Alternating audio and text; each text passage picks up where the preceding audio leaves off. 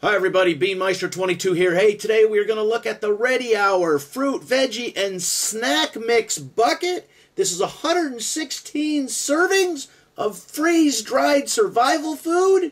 Currently selling at $127. And it comes in a hard-to-open bucket, as you'll see in this video. And has a 25-year shelf life. Like all freeze-dried survival food, that 25-year shelf life only counts if you store it properly. You know, it needs to be stored in a dry, cool place around 50-ish degrees. Look on the website for storage instructions, but it's basically the same anywhere you're buying survival food. Now, at my Patriot Supply, they say this is the #1 add-on bucket for your survival food, and I got it for just that. Now, here's what it comes with. It comes with 16 servings of freeze-dried strawberries, 8 servings of the blueberries, 8 servings of pineapple. Remember, it's all freeze-dried, right? I don't have to say that. 24 servings of corn, 24 servings of green beans, 16 servings of broccoli, and my favorite, 20 servings of chocolate pudding. Yeah. Now, this is a great supplement to your other buckets you have of survival food, or to your MREs, or to what you have in the cabinet currently, you know, in cans or jars for your survival food. This is vegetables and fruit, and it's chocolate pudding, so that's why the snack, right? You can add this to a meal to have fresh-ish, you know, to have vegetables with your meal. And the freeze-dried berries and pineapple, I mean, you could just eat them as freeze-dried berries or pineapple. Sure, you can try to rehydrate them. I don't know what the website says because I'm not going to do it yet. I'm going to bust this stuff open and we'll make, finger quotes, cooking videos of the food just to see how well it actually cooks and how it tastes. Now remember, you don't want your survival food to taste really, really good, though some of it really does. Because if these dried blueberries taste just like the ones down at the grocery store, you might be tempted to bust into that. Hey, I'm going to eat some dried blueberries today. Yeah.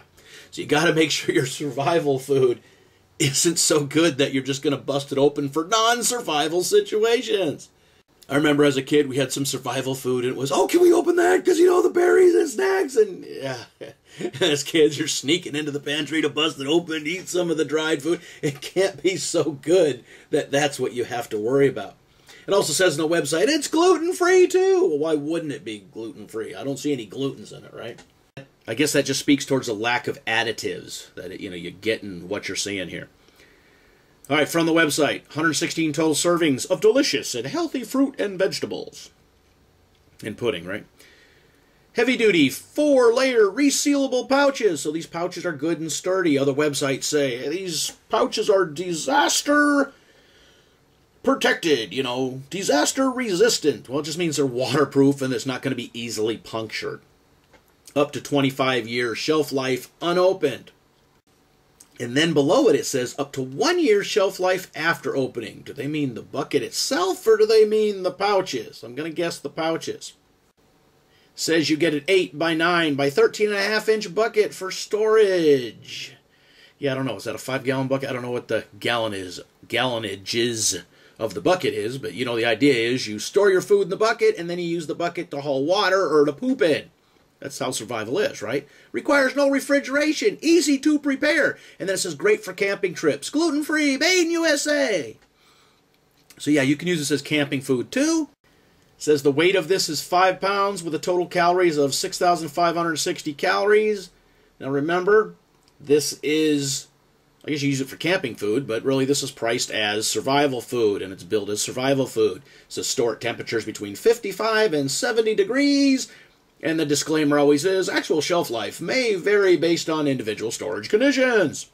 Each pouch will have preparation instructions on it. Open pouch, remove oxygen absorber, rehydrate, cover strawberries with warm water, let stand for 5 minutes, stir occasionally, drain the excess water, bam. See, that's good. You're not boiling water, you're not having to do anything weird. This convenient pouch contains an oxygen absorber. Discard the absorbent immediately upon opening, so you don't want to keep it around for whatever reason. All right, let's look at the instructions for the green beans. Open pouch, remove oxygen absorbent. To rehydrate, cover green beans with warm water. Let stand 5 minutes. Stir occasionally. Drain excess water. See, the thing about this is, compared to some of the other freeze-dried survival kits we have seen, is clearly you don't have to use boiling water. Now, if it's an emergency and your water's bad, you're going to have to use boiling water. This just says use warm water to rehydrate, to reconstitute this food. And that's definitely a plus compared to the food that you need boiling water for. Because remember, freeze-dried food, the problem with freeze-dried food, well, the benefit is it lasts forever, right? The problem is you need a place to prepare it. You need water. If you have to cook it in a pan, you're going to need pans. You're going to need a cooking stove or something, a fire. And then you're going to need some way to clean up the pan, unless you're using old coffee cans and you're just chunking them when you're done.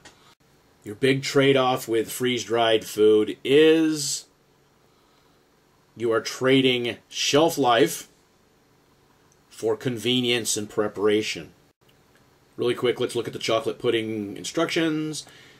So they have on there, okay, if you want to have half a cup of pudding, you take a third of a cup of pudding mix and a half a cup of water and you mix it together. So you can scoop it out, bam. Open pouch, remove absorber. Using the chart above, whisk the pudding mix. So you're basically just making pudding, right? Pour into serving bowls. If possible, for best results, chill for 20 minutes before serving. It's essentially the pudding mix you have in your cabinet, not the kind you cook, the instant pudding, except you don't have to add milk to it, you just add water to it. I bought this specifically because it was fruits and vegetables, The pudding, that's an added bonus, right? I wanted to augment some of the meals we have with fruits and vegetables, and this is a good way to do it. Plus, it comes in that nifty bucket for pooping in when you're done. Yeah, right? Now let me talk about something I really don't like, and it's specifically with this. Well, I guess it's not just the ready hour food. It's essentially the wise food. Any of these buckets of food I've gotten before, when you open them up, they got a powdery dust in there. It's almost like flour. It's like it's a food dust, and it has a food smell to it. So you're saying, oh my gosh, is one of these food packs leaking? And then, yeah. I don't know why that is. Maybe it's because the facilities that they package it in, you got like food dust floating everywhere. I don't know. And the other thing that's a little disconcerting is occasionally when you open up the buckets, you see no damage to any of the pouches. They look fine. And then you'll see a little piece of food down in the bottom of the bucket. Doesn't really make you feel great about the situation, but if this is survival food and you need it to survive, you're taking it out, you're saying, I don't care about that, I'm surviving. Your problem is, when it comes to surviving, if you end up with food poisoning from, a can of beans that have been in the cabinet or some soup that's been in the cabinet for 8 years, if you end up with food poisoning, you're really screwed because you're probably not going to get to medical help. So that's why it's essential that you can trust your survival food because, medical help isn't just right around the corner like it is for most people in this day and age when it's not a survival situation. All right, so back to this particular bucket of food.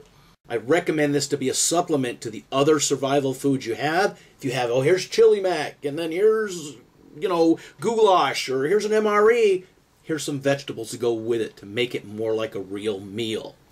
And, like I said, if you take care of it properly, it'll last on your shelf freaking forever. Now, I rotate my freeze-dried food off the shelf every decade or so. I give it to friends who are going camping or hunting, so they can use it at deer camp or elk camp, or usually after 15 years, I just chuck it away. Am I getting rid of 10 years of usable use of it? Well, yeah, but how come it's good for 25 years and not 24? How come it's good for 25 years and not 27 years? Will this last longer than 25 years on your shelf? Yeah, probably. If it's an emergency, it's not like we're going to eat a Twinkie 2,000 years from now, but if this is still intact, we're going to try to eat it, right? Do you use any of this freeze-dried food to augment your normal meals or for survival situations? Remember, shelf life, The trade-off is preparation. For this, the preparation is not bad because you're not boiling your water and cooking it like some of the other survival food kits out there. Could you survive on this? Yeah, I could survive on this for a while if I had to. And especially if it's augmenting some of the food we already have in the pantry. So even if you don't have other survival food, this will augment what you have in the pantry. You might have some cans of vegetables. Well, that's good. Your frozen stuff isn't going to last very long after the power goes out, and your freezer's going to start thawing because you're not going to want to run your generator too much just to keep that freezer going. You're going to want that to surf the internet or something, or, watch TV. All right, so leave your comments in the comments section. As always, thanks for watching.